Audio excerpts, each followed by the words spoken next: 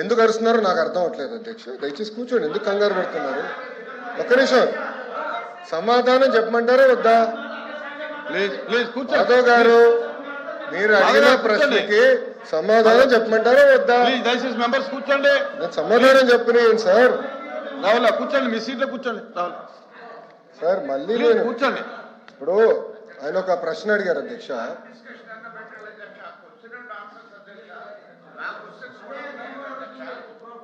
అధ్యక్ష ఇప్పుడు అధ్యక్ష నన్ను సమాధానం చెప్పాలి అధ్యక్ష, ఎందుకంటే మంత్రి గారు మాట్లాడతారు. కూర్చోండి, కూర్చోండి. ఎర్రాజు గారు కూర్చోండి. కూర్చోండి ప్లీజ్, మెంబర్స్ కూర్చోండి. ప్లీజ్ మెంబర్స్ కూర్చోండి. అమ్మా 2000 మాట్లాడదు కూర్చో. అధ్యక్ష, ఇప్పుడు అడిగిన ప్రశ్నకి నేను సమాధానం చెప్తున్నాను. ఓకే, మీరు అడిగారు ఇంకా కొన్ని కంపెనీలు ఆంధ్ర రాష్ట్రానికి తీసుకురండి, లేదంటే పక్క రాష్ట్రాలకు వెళ్తున్నాయి. ఎస్, ఇప్పుడు ఈరోజు భారతదేశంలో 100 రూపాయలు పెట్టుబడి వస్తే దాంట్లో సుమారుగా 25.3 రూపాయలు ఆంధ్ర రాష్ట్రానికి వస్తున్నాయి. 25 పూర్తి చేయండి సార్. కూర్చో స్వామి. సార్ వినవయ్యా స్వామి. అరే గారు ఇప్పుడు ఓకే, మరో సభ్యులు ఒకటి ఆలోచించాలి అధ్యక్ష. ఇప్పుడు ఒకసారి ఆలోచించాలి అధ్యక్ష.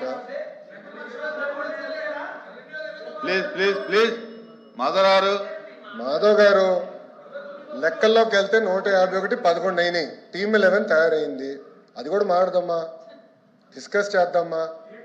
ఓకే, మీ సీన్ రిపీట్ అవుతుంది, ఎందుకు కంగారు పడుతున్నావు అధ్యక్ష? ఇప్పుడు ఇట్లా వెళ్తే ఆనాడు హెరాస్ చేయలేదు అధ్యక్ష. 2019 నుంచి 24 వరకు మోహన్ దాస్ పై గారు ఏమన్నారు? There is economic terrorism in Andhra Pradesh అన్నారు. మీరు ఇట్లనే అమర్ రాజా బ్యాటరీని హెరాస్ చేస్తే వాళ్ళు వెళ్ళి ఎక్కడ పెట్టుబడులు పెట్టారు? తెలంగాణ రాష్ట్రంలో పెట్టుబడి పెట్టారు. వెళ్ళలేదు. ఎక్కడికి వెళ్ళింది ఆర్సిలర్ మిత్తల్? ఎక్కడికి వెళ్ళింది? మాధవ్ గారు, మీరు వాస్తవాలు తెలియకుండా మీరు మాడటం కరెక్ట్ కాదు. ఆర్సిలర్ మిత్తల్ ప్రాజెక్ట్ ఉత్తరాంధ్రకు వస్తుంది. మేము భూములు కేటాయించాం, ఎన్వైరన్మెంటల్ క్లియరెన్స్ చేయించాం.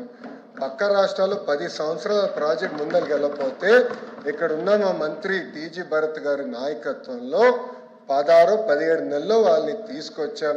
That is going to be India's largest steel plant. ఒక విశాఖపట్నంలో 2వ స్టీల్ సిటీ మేము కట్టబోతున్నాం. ఎందుకు కంగారు పడుతున్నారు? ఎందుకు అధ్యక్ష? అన్ని ప్రశ్నలకు సమాధానం చెప్తున్నా. మాధవ్ గారు కొంచెం బీపీ ఎక్కువైంది, బీపీ బిల్ ఇవ్వండి, కొంచెం కామ్గా ఉంటారు. ఇప్పుడు ఆయన గూగుల్ గురించి ఒక ప్రశ్న అడిగారు అధ్యక్ష. న్యూస్లో వచ్చింది, గూగుల్ ఎక్స్పాన్షన్ ఒక రాష్ట్రంలో చేస్తున్నారు. అక్కడ ఏం రాశారు?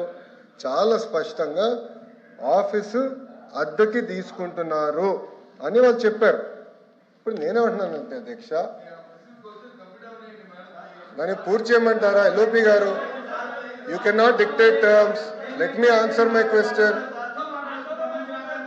మాధవ్ గారే ప్రశ్న వేస్తారు, మాధవ్ గారే సమాధానం అధ్యక్ష, బేసికలీ నాకు అర్థమైంది ఏంటంటే ఆంధ్ర రాష్ట్రానికి పరిశ్రమలు రాకూడదు అనేది ఒక లక్ష్యంగా పెట్టుకుంది వైకాపా పార్టీ. ఉన్న పరిశ్రమలు తరిమేయాలని ఒక లక్ష్యంగా పెట్టుకున్నారు అధ్యక్ష. నేను సూటిగా ప్రశ్నిస్తున్నా, టీసీఎస్ కి భూమి ఇస్తాం తప్ప, కాగ్నిసెంట్ కి భూమి ఇస్తాం తప్ప, మదర్సన్ కి భూమి ఇస్తాం తప్ప. It is the government policy. Government ఏ నిర్ణయం తీసుకుందంటే పక్క రాష్ట్రాలతో మనం పోటీ పడాలి. విశాఖపట్నంలో ఐటీ ఎకో సిస్టమ్ లేదండి. It is a fact. IT ecosystem ఎక్కడుంది? మీరు 5 సంవత్సరాలు ఏం చేశారు? ఒక కంపెనీ పట్టుకొచ్చారా విశాఖపట్నం? సరిగ్గా ఇన్ని మాటలు మాట్లాడతారు. మేము 18 నెలలు పట్టుకొచ్చాం, 18 నెలలు ఇన్ని కంపెనీలు పట్టుకొచ్చాం. ఆర్సిలర్ మిత్తల్ విశాఖపట్నానికి వచ్చింది, ఈ రోజు టీసీఎస్ విశాఖపట్నానికి వచ్చింది, కాగ్నిసెంట్ విశాఖపట్నానికి వచ్చింది. ఈ రోజు పెద్ద ఎత్తున రియల్ ఎస్టేట్ డెవలపర్స్ మేము పట్టుకొస్తున్నాం విశాఖపట్నానికి. వాళ్ళకి మార్కెట్ ప్రైస్ వాళ్ళకి భూములు కూడా కేటాయిస్తాం జరుగుతుంది. Yes, it is a policy of this government. మేము ఇన్ఫ్రాస్ట్రక్చర్ బిల్డ్ చేయాలి. టూరిజం మంత్రి గారి నాయకత్వంలో టూరిజం పాలసీ కింద హోటల్స్ మేము కట్టాలి. ఎందుకంటే అధ్యక్ష, నేను ఐపీఎల్ మ్యాచ్ జరిగినప్పుడు వెళ్ళా, అక్కడ ఒక ఫీడ్బ్యాక్ వచ్చింది, ఇక్కడ హోటల్స్ లేవు, ఉండాలంటే మాకు హోటల్స్ లేవని వాళ్ళు కూడా ఫీడ్బ్యాక్ ఇచ్చారు. హోటల్స్ కూడా కట్టాలి, కన్వెన్షన్ సెంటర్ కట్టాలి. ఒక ఎకో సిస్టమ్ ఏర్పాటు చేయాలి అధ్యక్ష. అధ్యక్ష 1994 నుంచి 2004 మధ్యలో కూడా ఆనాటి ముఖ్యమంత్రి చంద్రబాబు నాయుడు గారు అతి తక్కువ ధరలో ఆనాడు హైదరాబాద్ లో భూములు కేటాయించారు కనుకనే ఐఎస్బి హైదరాబాద్ లో ఉంది, మైక్రోసాఫ్ట్ హైదరాబాద్ లో ఉంది, ఇన్ఫోసిస్ హైదరాబాద్ లో ఉంది, టీసీఎస్ హైదరాబాద్ లో ఉంది. అట్లా అనేక పరిశ్రమలు వచ్చి ఈరోజు ఒక జీసీసీ క్యాపిటల్ అయిందంటే దానికి కావాల్సిన మొత్తం ఎకో సిస్టమ్ కట్టాం అధ్యక్ష. ఇది దాంట్లో భాగంగా ఎకో సిస్టమ్ బిల్డింగ్ అనేది చాలా చాలా అవసరం. ఎకో సిస్టమ్ లో హోటల్స్ రావాలి, హాస్పిటల్స్ రావాలి, సోషల్ ఎకో సిస్టమ్ క్రియేట్ చేయాలి, కంపెనీకి వాక్ టు వర్క్ క్రియేట్ చేయాలి అధ్యక్ష.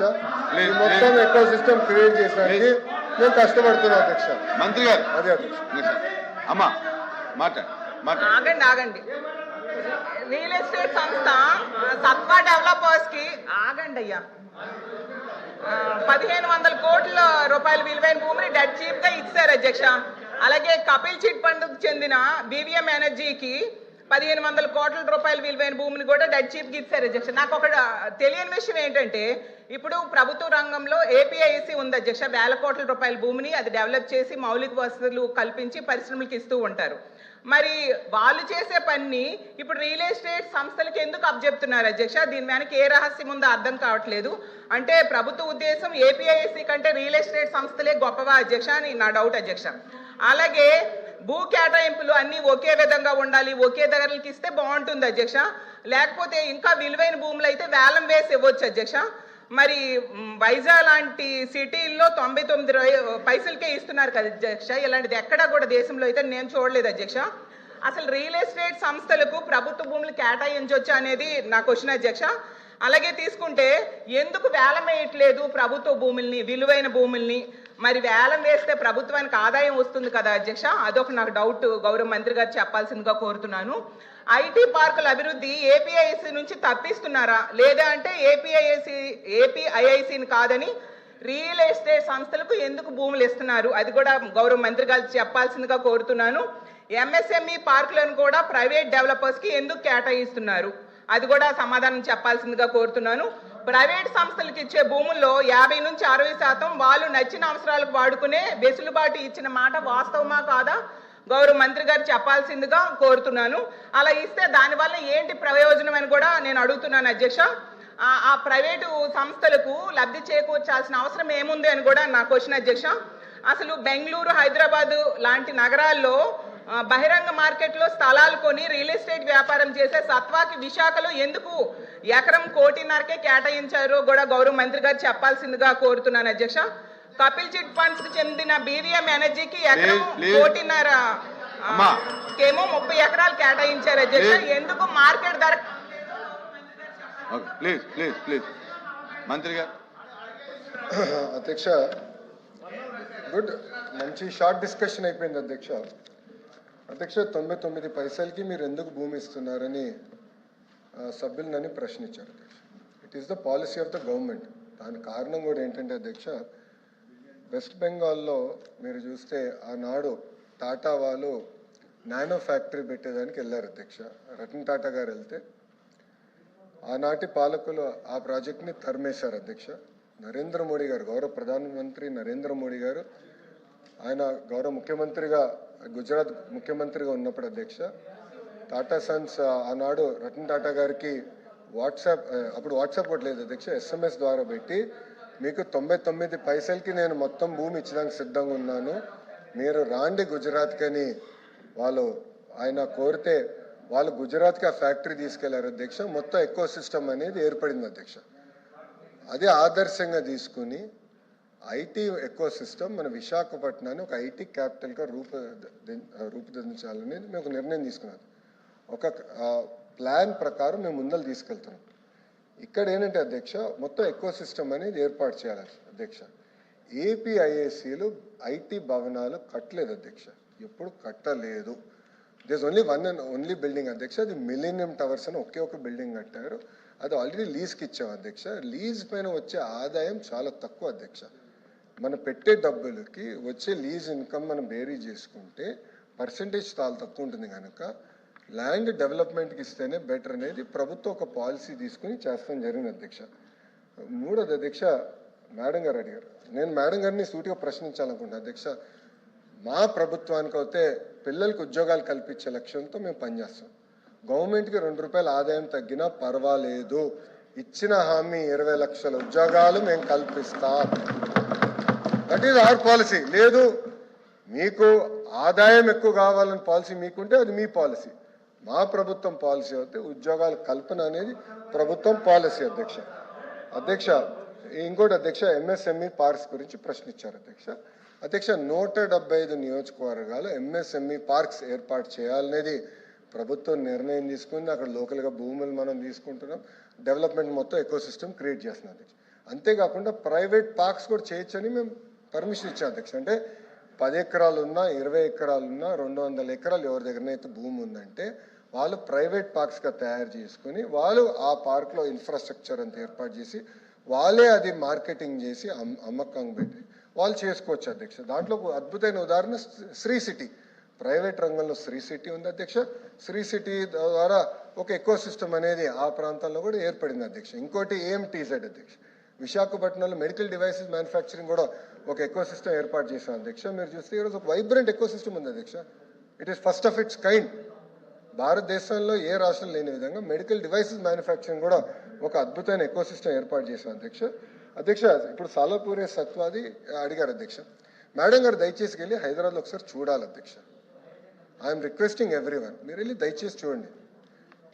దిస్ ఈజ్ నాట్ ర్యాండమ్ కంపెనీలు, ఇది ఏదో ర్యాండమ్ కంపెనీలు కాదు, క్రెడిబిలిటీ ఉన్న కంపెనీలు. కనీసం 5-6 రాష్ట్రాల్లో వాళ్ళు డెవలప్మెంట్ చేస్తున్న వారు. వాళ్ళకి ఏంటంటే అధ్యక్ష, వాళ్ళు బిల్డింగ్స్ వాళ్ళకి grade A office IT office space వాళ్ళు కట్టుకెళ్తారు అధ్యక్ష.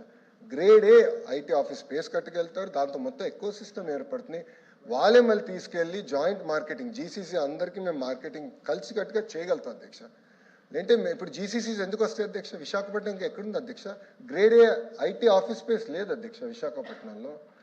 అధ్యక్ష మేము ఫస్ట్ డావోస్ మీటింగ్లో నేను కాగ్నిసెంట్ చైర్మన్ కలిసిన రవి గారు నేను కలిసినప్పుడు ఐ కమిటెడ్, ఎస్ 99 పైసకి నేను భూమి ఇస్తాను, నేను కమిటెడ్.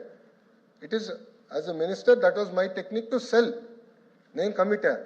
దాని తర్వాత లాస్ట్ డావోస్లో ఫాలోఅప్ మీటింగ్ వెళ్ళినప్పుడు ఆయన అడిగారు, మా ఎంప్లాయీస్లో ఈ 4-5 రిజర్వేషన్స్ ఉంది, ట్రాన్స్పోర్టేషన్, మనకి రెంటల్ అకామిడేషన్, హోటల్, హాస్పిటల్స్, ఈ ఎకో సిస్టమ్ మీరు ఎట్లా బిల్డ్ చేస్తున్నారు? ఎందుకంటే మా ఎంప్లాయీస్కి ఈ పొటెన్షియల్ ఎంప్లాయీస్కి ఈ కన్స్ట్రెంట్స్ ఉన్నాయంటున్నారు. మీ ప్లాన్ ఏంటి? స్కూల్స్ ఏం చేయబోతున్నారు? ఈ ఎకో సిస్టంలో మీరు ఎట్లా బిల్డ్ చేయబోతున్నారు అని తిప్పి వాళ్ళు మమ్మల్ని అడిగారు అధ్యక్ష. ఏదో ఒక ఐటీ కంపెనీని తీసుకొస్తాం కాదు అధ్యక్ష, మొత్తం ఎకో సిస్టమ్ క్రియేట్ చేస్తేనే ఇది సస్టైన్ అవుతుంది అధ్యక్ష. ఆ ఎకో సిస్టమ్ బిల్డింగ్లో ప్రాసెస్లో as we're bringing hospitals, grade A IT space కట్టేవాళ్ళు. ఇప్పుడు కంపెనీస్ మేడం గారు చెప్పారు, ఓకే ఇది పేపర్ కంపెనీలా? They're all credible large scale players అధ్యక్ష. వాళ్ళ స్పేస్లో they are among the top 5. ఇంకా తీసుకురావాలి అధ్యక్ష. విశాఖపట్నంలో ఒక వైబ్రెంట్ ఎకో సిస్టమ్ క్రియేట్ చేయాలంటే తప్పనిసరిగా ఇలాంటి కంపెనీస్ తీసుకురావాల్సిన అవసరం ఉంది. చాలా ఫోకస్డ్గా చేయాల్సిన అవసరం ఉంది అధ్యక్ష. ఎందుకంటే 5 సంవత్సరాలు మనం ఇప్పటికీ చాలా నష్టపోయి ఉన్నాం. ఈ 18 నెలల్లో ఎవ్వరు ఊహించిన విధంగా ఇంత పెద్ద పెద్ద పరిశ్రమలు తీసుకొచ్చారు అధ్యక్ష. మీరు ఒకసారి చూడండి అధ్యక్ష, ఈ 5 కంపెనీల్లో మీరు చూస్తే అధ్యక్ష, ఈ 99 పైసలకి ఇచ్చిన దానికి సుమారుగా 65,000 మందికి ఒక ఐటీ రంగంలోనే మేము ఉద్యోగాలు కల్పించబోతున్నాం అధ్యక్ష. 65,000 మందికి అధ్యక్ష. 5 కంపెనీలు అధ్యక్ష, 5 కంపెనీస్. ఆ లక్ష్యం 5 లక్షల ఉద్యోగాలు, ఒక ఐటీ రంగంలో 5 లక్షల ఉద్యోగాలు ఒక విశాఖపట్నంలో కల్పించాలనేది, అది కూడా 2029 లోపల కల్పించే లక్ష్యంతో మేము అందరం పనిచేస్తున్నాం అధ్యక్ష. 18 నెలలైంది, 19 నెలలైంది ప్రభుత్వ అధికారంలోకి వచ్చి. మేము అధ్యక్ష ప్రశ్న అడిగారు, ప్రశ్న సమాధానం చెప్పాలి అధ్యక్ష. వినేదానికి సిద్ధంగా లేకపోతే నేను కూర్చుంటాను అధ్యక్ష. ప్రశ్న అడిగిన తర్వాత వాళ్ళకి నచ్చపోవచ్చు, అరే ఇన్ని ఉద్యోగాలు వస్తున్నాయి అనేది వాళ్ళకి నచ్చపోవచ్చు, ఇన్ని కంపెనీలు వస్తున్నాయి అనేది నచ్చపోవచ్చు. నన్ను ఏం చేయమంటారు అధ్యక్ష? ఒక్కొక్క కంపెనీ మేము పట్టుకొస్తున్నాం, పెద్ద ఎత్తున పెట్టుబడులు తీసుకొస్తున్నాం. 25.3% భారతదేశంలో పెట్టుబడులు ఈరోజు ఆంధ్ర రాష్ట్రంగా వస్తున్నాయి. ఇక్కడున్న సహచారం అర్చలు మా బీసీ జనార్దన్ రెడ్డి గారు, టీజీ భరత్ గారు, దుర్గేష్ గారు, మేమందరం ఒక జీవోఎంలో ఉన్నాం. మేమందరం కలిసికట్టుగా చేస్తున్నాం కనుకనే ఈ రోజు ఇంత పెద్ద ఎత్తున పెట్టుబడులు వస్తున్నాయి, పరిశ్రమలు వస్తున్నాయి, 20 లక్షల ఉద్యోగాలు మేము కల్పిస్తాం అధ్యక్ష. ప్లీజ్ ఎల్ఓపి గారు. అధ్యక్ష, మా సభ్యులు స్ట్రైట్గా అడిగిన ప్రశ్న ఏంటంటే విశాఖ నగరంలో ఉన్న విలువైన భూముల్ని మీరు వచ్చి 99% ఇస్తున్నారు. అది ఇచ్చిన దాంట్లో పారదర్శకత లోపిస్తుంది. మీరు వచ్చి వారితో ఏం సంప్రదింపులు చేసుకుంటున్నారో ప్రపంచానికి తెలియాలి.